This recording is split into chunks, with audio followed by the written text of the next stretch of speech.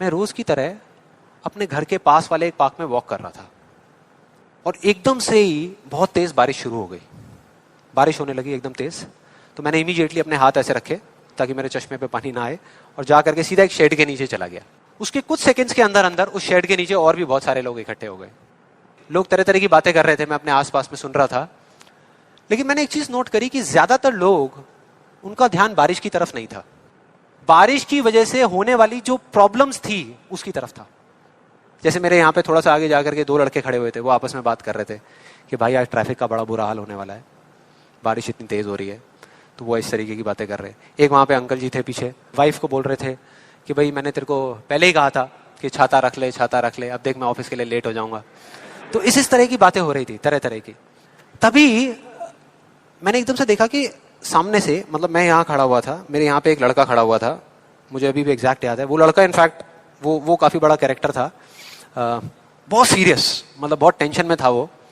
हुआ क्या था, उसकी जेब में एक नोट पड़ा हुआ था जो गीला हो गया था, 20 रुपए का। तो वो उसको हिला हिला करके सुखाई जा रहा है, उसको फूंक मार रहा और ये सब चीजें। तो मैं पहले, मेरा ध्यान उसकी तरफ था, फिर मैंने जैसे ही उधर देखा तो उधर से एक आदमी आ रहा था शेड की तरफ। उसका भी एक हाथ ऐसे था, लेकिन दूसरे हाथ से उसने अपनी बच्ची का हाथ पकड़ा हुआ था, छोटी सी बच्ची, 4-5 साल की, बड़ी प्यारी बच्ची। फर्क ये था कि उस बच्ची का हाथ ऐसे नहीं था, उसका हाथ ऐसे था, ऐसे था। और वो बच्ची बड़ी प्यारी प्यारी हरकतें कर रही थी। मैंने देखा वहां से, ऐसे उसका हाथ था, बार बार उस पर पानी की बूंदें गिर रही, वो इकट्ठा कर रही और पी रही, इकट्ठा कर रही और पी रही, इकट्ठा कर रही और पी रही। तो जैसे ही वो शेड के पास आए, मैं थोड़ा सा साइड हो गया। तो इधर वो मेरे नोट सुखाने की मशीन थी, इधर मैं सोच रहा था अपने भी नोट निकाल के दे दूं, भाई ये भी सुखा दे।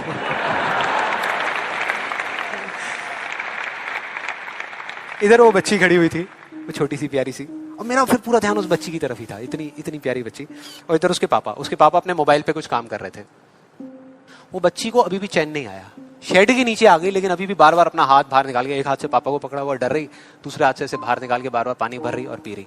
कभी पानी भर रही, अपने मुंह पे फेंक रही। फिर थोड़ी देर बाद पता नहीं उसके मन में क्या आया, उसने अपने पापा से पूछा कि पापा, ये बारिश रोज क्यों नहीं होती?